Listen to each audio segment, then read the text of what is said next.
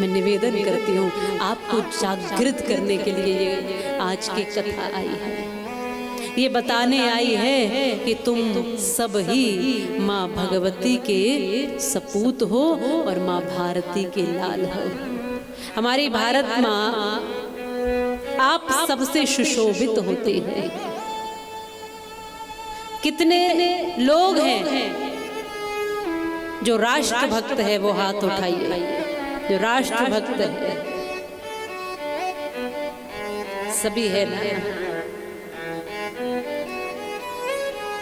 देखो जो शेरा वाली है माँ भगवती, उनके पास कितने शेर है बताइए, बताओ।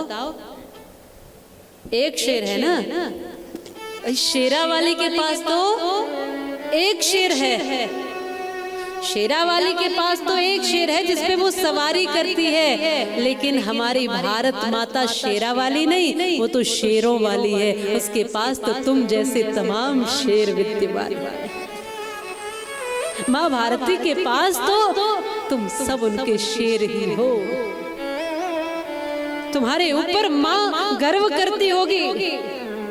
उसकी चुंदरी हमेशा धानी रहे, वो हमेशा सुरक्षित रहे, ये मिट्टी हमेशा सुरक्षित रहे, माँ का सम्मान बचा रहे। इसके लिए हर एक माँ के शेर को तैयार रहना पड़ेगा। क्या है हमारी भारत माता, ये जानिए।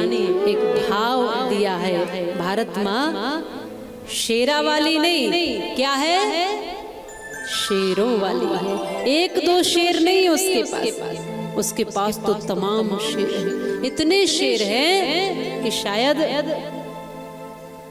उनकी शक्ति एक जगह हो गई ना, एक जगह हो गई तो जो खंड खंड भारत हुआ था ना, वो भी अखंड हो जाएगा, वो भी अखंड हो जाएगा। इतने शेर है माँ भारती के पास, इतने शेर है हमारी इस मिट्टी के पास। बोलो भारत माता की। देखो मुट्ठियां बांध के बोलते हैं, भारत माता को भी तो सुनाई देनी चाहिए। खोल के ऐसा जय करते हैं तो मतलब हम बिखरे हुए ऐसे उंगलियों की तरह, और एक मुट्ठी बन गई तो हम सब इकट्ठे हो गए अपनी मातृभूमि के लिए, अपने धर्म के लिए। बोलो भारत माता की। देखो छोटे छोटे बच्चे भी तुमसे ज्यादा तेज बोल रहे हैं। अरे इस मिट्टी का ही अंश है ना वो, इसीलिए उसके मन में इस मिट्टी के प्रति जज्बा तो रहेगा ही रहेगा, निश्चित ही रहेगा जज्बा। आज आप सबको केवल जगाने के लिए कुछ विषय हमने रखा है, केवल आपको जगाने के लिए,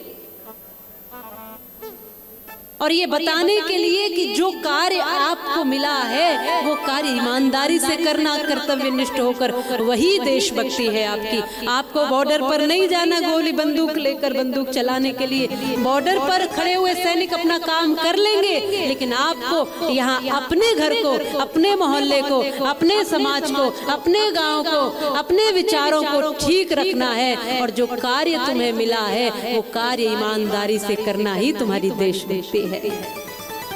तुम शिक्षक हो तो शिक्षा दो बच्चों को, ये देशभक्ति है। डॉक्टर हो तो मरीजों का इलाज करो, ये देशभक्ति है। वकील हो तो न्याय के पक्ष में खड़े रहो, ये देशभक्ति है। किसान हो तो खेती करो आनंद से, ये देशभक्ति है। मातृशक्ति गृहिणी के रूप में है तो घर परिवार के साथ बाल गोपाल संतति को संस्कार दो, ये तुम्हारी देशभक्ति है। प्रत्येक व्यक्ति को जो जो कार्य मिला है उस कार्य को 100% करना ही देशभक्ति है। अलग से कुछ करने की जरूरत नहीं। अपने देश के प्रति सदैव तैयार खड़े रहना, ये देशभक्ति है।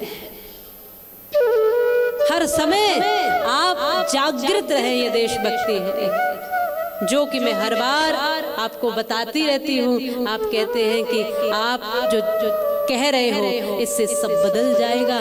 मैं कहती हूँ नहीं, इससे बदलेगा नहीं, इस कहने से नहीं। तो बोले फिर क्यों कहते हो, फिर क्यों जयकार लगवाते हो, क्यों कहते हो कि जागृत हो, क्यों कहते हो कि बुराइयां छोड़ो। तो मैं उनको कहती हूँ कि देखो एक छोटी चिड़िया थी, जंगल में आग लगी थी, कोई आग बुझाने का प्रयास नहीं कर रहा था, लेकिन उस चिड़िया का घर भी जंगल में था। तो वो गई, तालाब से एक चोंच पानी लेकर आई और जंगल की आग में छोड़ दिया। एक बार नहीं किया उसने ऐसा, बार बार हर बार यही किया उसने।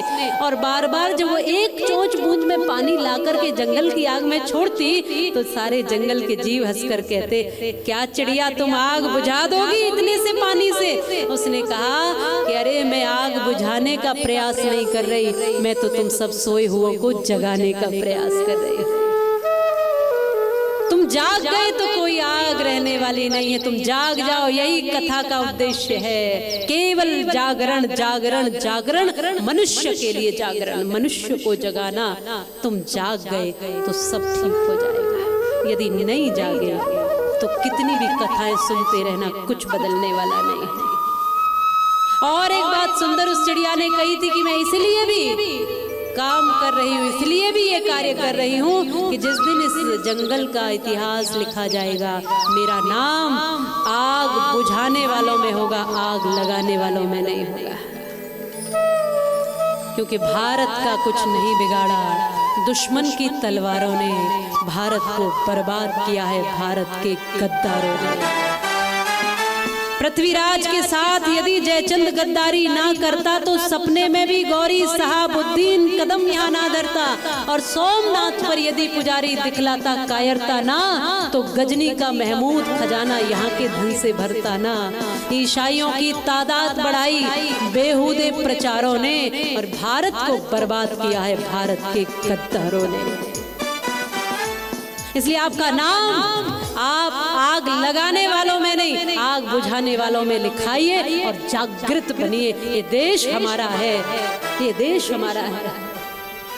नफरत भरी है, न पालो इसे, दिलों में खलिश है, निकालो इसे। न तेरा न मेरा न इसका न उसका, सभी का वतन है, बचा लो इसे। सभी का वतन है, बचा लो इसे।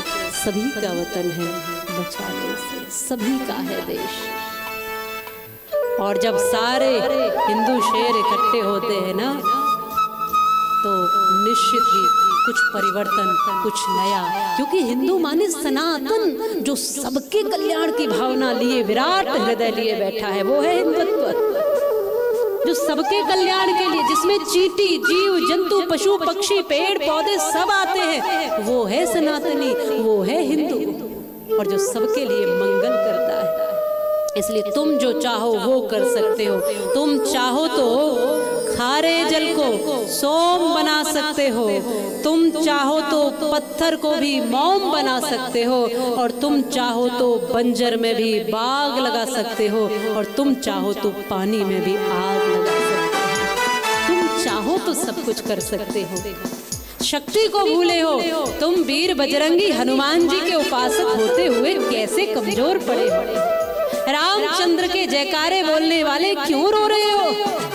भगवती की उपासना करने वाले क्यों विराट नहीं बनते हो?